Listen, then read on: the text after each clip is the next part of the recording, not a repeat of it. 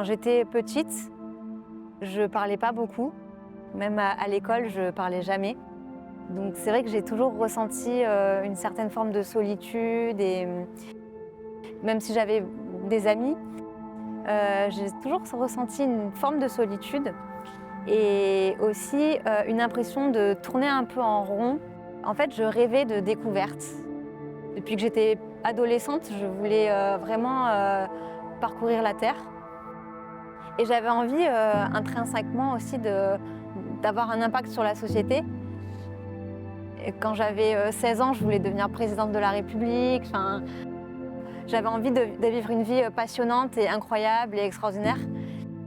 Et Un monde réenchanté, c'est né de ce désir en fait de vivre une vie extraordinaire et en même temps d'avoir un impact sur les autres, de me sentir aussi moins seule finalement.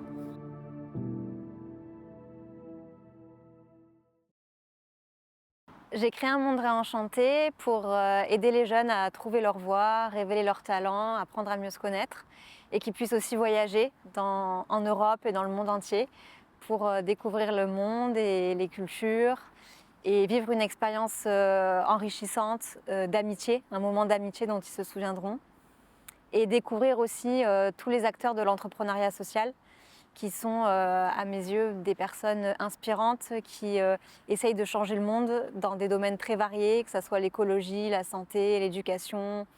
Ils essayent de mettre en place des initiatives positives à leur échelle. Et l'objectif, c'est d'écouter leurs témoignages, que les jeunes puissent être inspirés par eux et ensuite devenir eux-mêmes des acteurs du changement qui vont proposer des initiatives dans leur communauté, dans leur ville, l'endroit où ils vivent et avoir un impact positif sur la société.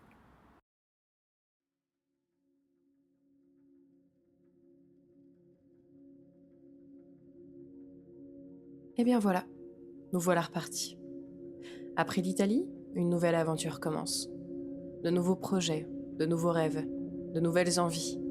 Si j'ai eu envie de suivre ce projet, c'est parce qu'il ne parle pas seulement de voyage. Il parle de rencontres, de jeunes qui cherchent leur place. Et surtout d'Ariane, d'une idée née de son histoire, de ce qu'elle a vécu, de ce qu'elle aurait aimé avoir plus jeune. Un espace pour se sentir écouté, un cadre pour oser être soi. Cette fois-ci, direction la Suède. Et plus précisément, Stockholm. Alors cette fois encore, je les observe, je les écoute. Et maintenant, je vous laisse les rencontrer.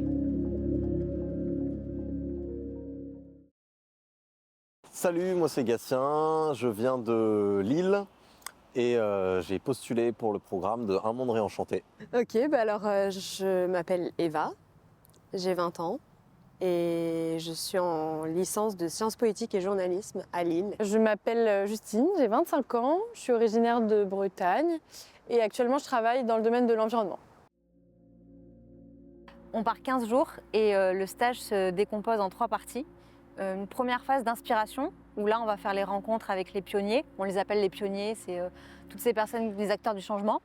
Pendant la phase d'inspiration, j'étais à l'écoute. Franchement, je savais pas vraiment ce qu'on allait nous apprendre et je me suis juste dit j'y vais, je regarde, j'observe. Je pense que la rencontre qui m'a le plus marquée, c'est quand on a pu discuter avec le groupe IDG, avec Christopher, qui nous a parlé de comment ils agissaient à leur échelle avec les jeunes.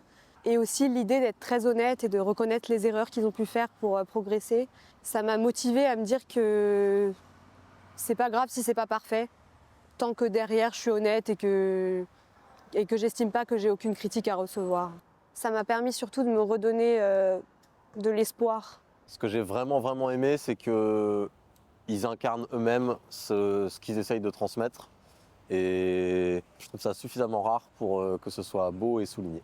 Pour moi, je dirais le Stockholm Resilience Center, parce que c'est un sujet qui me parle énormément puisqu'il est lié à l'environnement. Que Marcus, qui nous a présenté un petit peu le sujet, l'objectif du centre, etc., nous a apporté énormément. Il a poursuivi sa présentation par un temps d'échange et de discussion qui nous a aussi permis de confronter un petit peu la réalité française avec la réalité suédoise. Et j'espère continuer à suivre ce qu'ils font parce que parce que ça m'a beaucoup intéressée. Après, il y a une deuxième phase qui est une phase d'introspection, où là, les jeunes sont avec la coach et vont se questionner sur leurs talents, sur ce qui les anime, sur ce qui vient vraiment du cœur, enfin, qu'est-ce qu'ils ont envie d'apporter à la société et aussi pour eux-mêmes. Dans la phase d'introspection, on essaye souvent d'aller dans des lieux de nature pour déconnecter un petit peu avec la ville et être dans des endroits plus posés et en lien avec la nature. Donc, je m'appelle Laura, j'ai 32 ans et je suis coach en développement personnel. Donc ma mission, en fait, ça a été principalement de travailler sur la connaissance de soi, puis l'estime de soi, et puis peut-être les ouvrir aussi à oser faire quelque chose, particulièrement dans leurs projets. Alors ce que j'ai adoré pendant la phase d'introspection durant les ateliers de coaching, c'était surtout la dynamique de groupe et l'ambiance qui a été créée par Laura, qui était dans une bienveillance totale, avec énormément de douceur, qui a permis à beaucoup d'authenticité de se mettre en place entre les participants. Et ça, c'était vraiment beau et agréable à vivre. Et je pense que ce climat-là a permis à certaines choses pour chacun et chacune de sortir. Du coup, ça a permis de faire aussi créer une certaine continuité avec ce qu'on avait pu connaître lors de la phase d'inspiration où on a rencontré énormément d'acteurs et où en fait ils nous ont transmis des messages qu'on a pu ensuite expérimenter. Et c'est vraiment cette phase d'introspection qui pour moi a été très bénéfique. Le manque de connaissance de soi, le manque d'estime de soi peut engendrer de la peur en fait au quotidien. Et ça peut paraître facile à dire, mais juste dépasser cette peur pour faire vraiment ce qu'ils ont envie de faire et ce avec quoi ils sont alignés. Et s'ils ressentent une peur ou un malaise, c'est qu'il y a quelque chose à aller chercher, c'est qu'il y a quelque chose à aller travailler.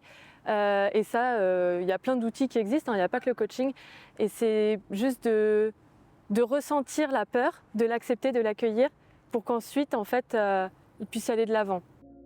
Et puis une phase d'action, au final, où on va réfléchir sur c'est quoi mes prochains petits pas pour créer mon projet, comment je matérialise mon rêve, finalement.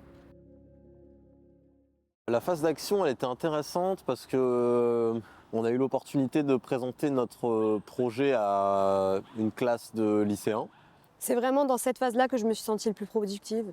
Pour moi, c'était pas un exercice trop compliqué d'écrire mon pitch parce que je savais déjà très bien ce que j'allais dire. Mais pour le coup, le répéter, surtout en anglais et à des jeunes, c'était hyper instructif. De devoir être précis et concis en présentant quelque chose, ça permet de clarifier. Et ça, pour moi, c'est quelque chose d'important de clarifier la vision de ce que je veux dans ma tête. Je trouve que du coup, ça permet de fermer la boucle suite à cette première phase de rencontre, cette deuxième phase d'introspection. On sent un peu qu'il y a une certaine finalité dans l'exercice qu'on nous demande. Et c'était très enrichissant parce là encore, on se confronte à des points de vue qui sont différents. On parle avec des jeunes qui sont pour beaucoup plus jeunes que nous, qui sont encore dans une phase de démarrage de leur vie active et qui pour autant sont presque plus matures que nous, en tout cas une autre vision de la vie. C'est assez rigolo. Et là encore, en préparant mon pitch, je me suis rendu compte que finalement, mon projet, il n'avait pas tant que ça avancé en tant que tel, mais que par contre, maintenant, je savais quelles étaient mes valeurs, je savais ce qui était important pour moi, ce que j'avais envie de prioriser dans la vie. Et je pense que c'est aussi ce qu'on a essayé de retranscrire à travers nos différentes prises de parole. C'est qu'en fait, finalement, tant qu'on fait ce qu'on aime et qu'on se sent aligné avec nous, c'est le principal. Et parfois, une phrase suffit à raconter ce que ce voyage a vraiment changé. Ce qu'ils emportent avec eux, ce qui a changé et ce qui se transmet.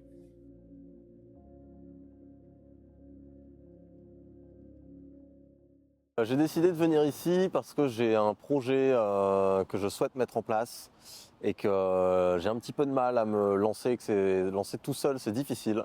Donc j'ai souhaité m'entourer, avoir un coup de pouce, être inspiré et pouvoir mettre en place ce projet dans ma vie par la suite. J'ai décidé de venir ici parce que j'avais envie de me challenger déjà. J'ai depuis plusieurs années un petit projet en tête et je voulais savoir si ça pouvait aboutir ou non. Aussi pour rencontrer de nouvelles personnes, faire partie d'un groupe, créer de nouveaux liens. Et puis pour l'aspect découverte culturelle et le fait de pouvoir le faire à Stockholm. Je savais pas trop à quoi m'attendre, mais au final, je suis juste contente. Et je suis partie sans trop d'a priori, j'y suis juste allée un peu en touriste. Et finalement, je suis hyper heureuse d'être venue. J'ai l'impression d'être beaucoup plus confiante, même si je l'étais déjà avant. Maintenant, je sais que plus je rencontre des gens, plus je me rends compte que ça va intéresser du monde. Donc ça me motive. Et finalement, c'est rigolo parce que j'en ai appris énormément sur moi. Au final, c'est pas tant mon projet qui a avancé, c'est plus ma manière de voir les choses, mon chemin de pensée. Énormément grâce aux ateliers de Laura et à nos échanges collectifs. Ça a été extrêmement nourrissant pour moi et voilà, je repars avec autre chose que ce que j'avais espéré, mais quelque chose de mieux encore. Au-delà de ces ateliers de coaching et finalement de cette mission professionnelle, j'ai vraiment vécu une expérience humaine. Et sans ce groupe, vraiment, ça aurait été différent pour moi. Et voilà, je le vois comme une expérience de vie, comme un cadeau vraiment que la vie m'a fait. Et du coup, je remercie tous les jeunes, Ariane et Lisa qui est derrière cette caméra, d'avoir contribué en fait à cette expérience réenchantée. Eh bien, merci. Merci d'être qui vous êtes et de oser être qui vous êtes et d'oser faire différemment. Parce que je pense que le monde en a besoin. Alors restez qui vous êtes, restez vous-même et continuez d'être différent. C'est ce qui fait votre beauté. Je les remercie tous du fond du cœur parce que ils sont tous uniques, mais ils ont tous quelque chose de très beau en eux. Et j'ai adoré en fait qu'on partage nos subjectivités pendant ces 2 semaines. Je pense qu'on a aussi beaucoup appris sur nous-mêmes et sur les autres aussi. Et il y a toujours eu ce côté bienveillant et chaleureux dans le groupe en fait. En arrivant ici, j'étais venue chercher une manière de créer du lien avec les gens, de rencontrer des jeunes qui n'ont pas forcément les mêmes réalités que les miennes ou qui n'ont pas forcément les mêmes points de vue. Et c'est ce que j'ai trouvé. Je trouve qu'il y a un collectif qui s'est créé et qui s'est forgé à la fois sur la différence et la bienveillance. Donc c'était très chouette de faire partie de ce groupe-là. On a bien rigolé, on s'est bien amusé. C'était trop cool. Les ateliers de Laura, pour moi, ça a été une révélation. Je trouve que sa manière de nous mettre en avant, sa douceur, son expertise nous ont énormément apporté et c'est génial. Et Ariane, je peux que la remercier pour tout ça et j'espère que ça va continuer à marcher tout autant puisqu'elle a une pépite entre les mains et voilà, je pense qu'elle peut faire de grandes choses avec ce projet autour d'un monde réenchanté. Quand on parle de projet, on parle souvent d'avenir. Mais parfois, pour savoir où l'on va, il faut aussi regarder d'où l'on vient. Alors, j'avais une dernière question pour vous. Qu'est-ce que vous diriez à votre vous du passé ? C'est de ne pas perdre espoir et je me dirais, mais t'inquiète pas, tu vas réaliser tout ce que tu as envie de réaliser. Et je voudrais me dire que je ne me suis pas trahie, en fait. C'est-à-dire que les rêves que j'avais à 16 ans, la mentalité que j'avais à 16 ans, je la vis aujourd'hui. Et j'ai été fidèle, en fait, à l'adolescente que j'étais.